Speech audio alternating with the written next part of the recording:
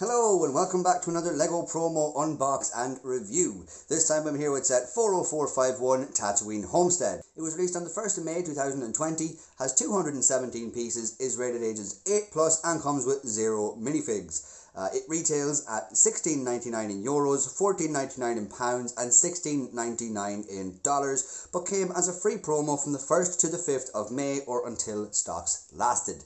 The Lars Homestead, this iconic setting from Star Wars, was filmed in Tunisia, and I've recently found out that you can actually check in for a night's stay, as now it operates as a hotel called City Driss, and it's actually quite affordable as well. It's not that expensive. It's not like £4 million a night or something, so that is kind of cool. Local legend claims that the structure was actually dug into the sandstone as long ago as 264 BC. Notably, Mos Eisley was also filmed in Tunisia. Well, the exterior of Mos Eisley, the interior I'm fairly sure was somewhere different.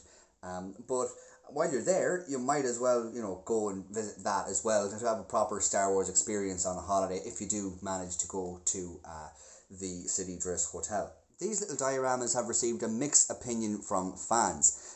The majority being bad. Maybe if the predecessor to the May the 4th promo hadn't been exclusive, rare, shiny minifigures, they might just be judged a little less harshly.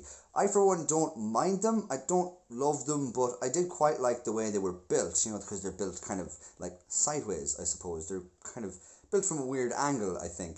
And I ended up with 3 of these particular ones, so I might trade them to acquire the first 2, like Endor and Hoth, because I got the one last year, the Death Star promo, and I kind of liked it. But anyway, let's get on to the rest of the box. On the top there, you will see the 1-for-1 piece, the Star Wars logo and different languages for the name. You'll see there is the side of the box. Really nothing interesting there, just greebling and some stuff there as well. You got some small print on the bottom there as per usual, and on the back then you will see just a different angle. I mean, it doesn't really have any play features, so you're not going to see any of that or any action boxes or anything, but it does have a different angle, so you can kind of see the top of the sandcrawler a bit more. Something I will mention though is that mountain doesn't exist. Am I right?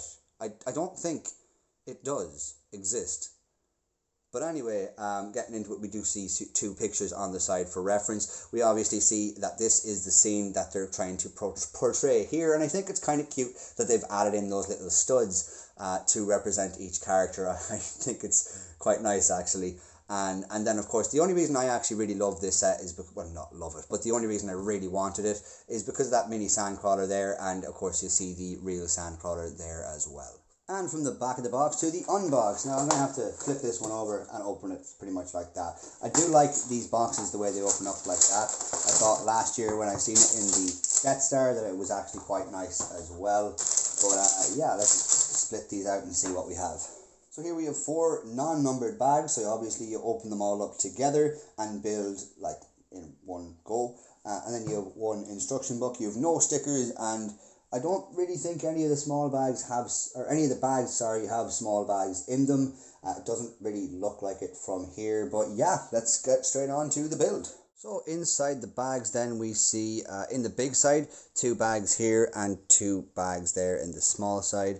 So basically, the only interesting pieces really are this piece here, which is the printed tile for this year. And we also then see, where is it? It's this piece here. So I've seen this before in dark grey, and it was used for like a mannequin, for like a kind of bust, for a mini bust, and there was like a little minifigure head on it and a little grey hair piece as well. So that was actually pretty cool, but pretty standard pieces then for the most part around here. You see some browns, and just a printed tile there I didn't notice.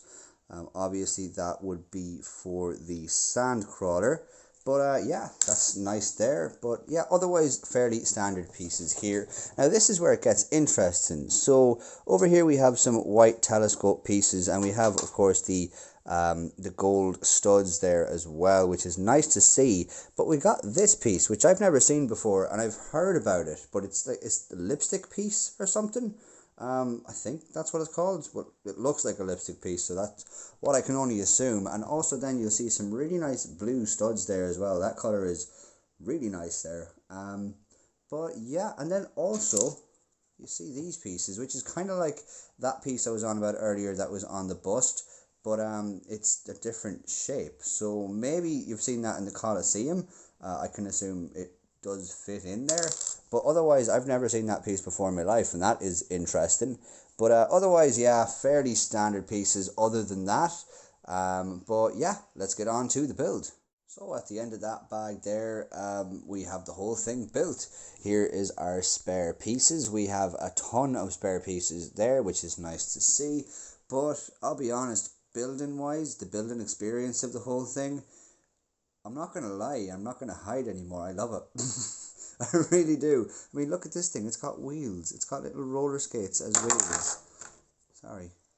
Look at this thing. It's got little roller skates as wheels. Like that's really nice. But yeah, I think the actual building experience was really nice. Like essentially it's like that, you know, because the studs are here and you build it like that and then add all the bits together. Like that's what I was saying earlier on in the video about how I actually love the way they build these kind of horizontally. But anyway, we'll get on to the review in just a sec.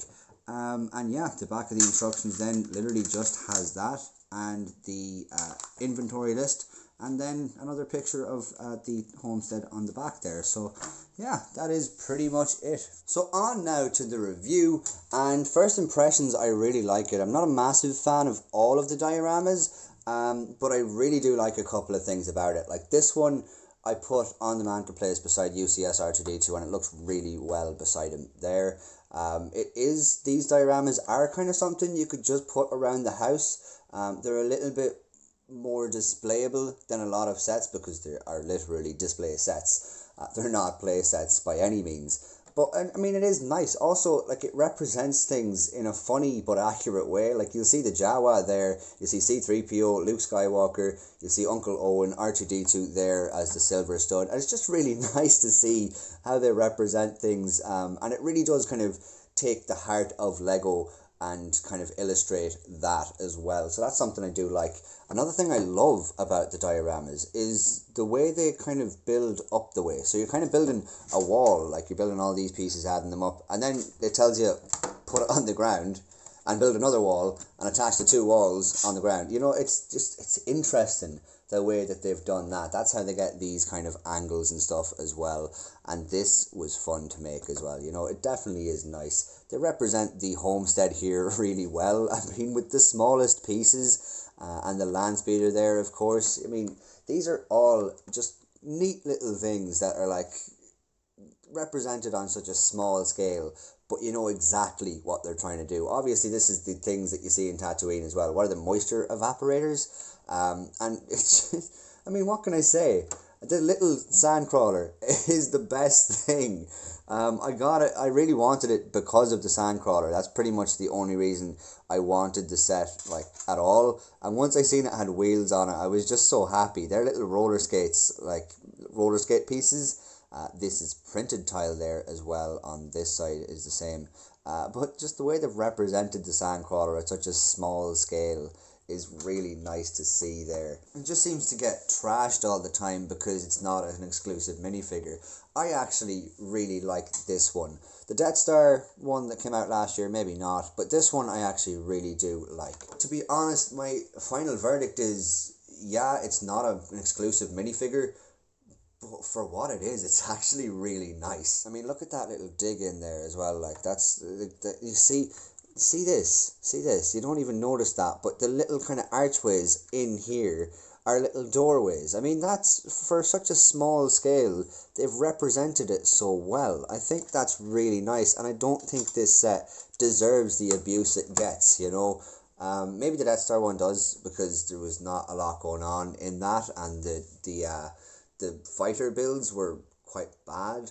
But I don't think this one particularly deserves the abuse it got and is getting. I think it's actually quite a nice set.